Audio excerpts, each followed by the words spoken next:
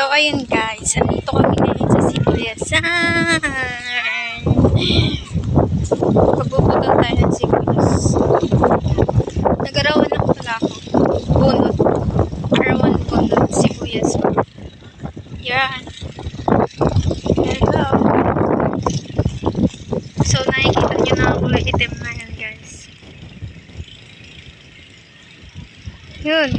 Kapatid ko yan guys. Kapatid ko. Napuntahan natin siya. Sabado naman ngayon guys. Kaya yung mga bata sa amin is pupuntat-putol na. Okay. So yan guys. Ganito lang yan. Hawakan mo siya dito. Puputulin dito lang. Yan. Puputulin siya dito. Yung ginagamit namin pamputol guys is ganito. Kasi mataling para mabilis makadami. So guys, yung kapag bunot putol, yung isang red bag is 35. Pero kapag putol lang is 20. 20 pesos pa.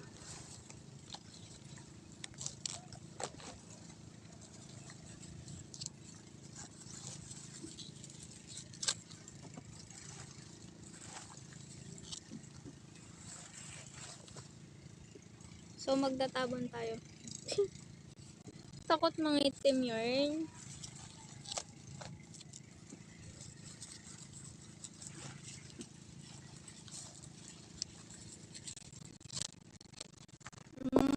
Mahal ata yung bilhin ng sibuyas ngayon. Nasa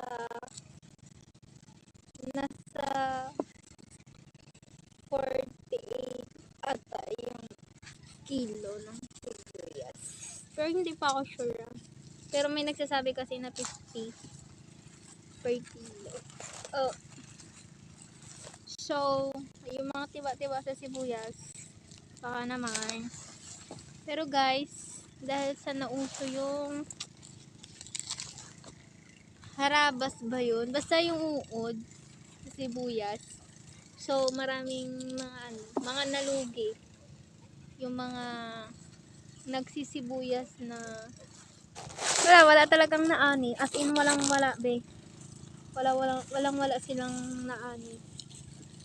Dahil nga ay dahil sa mga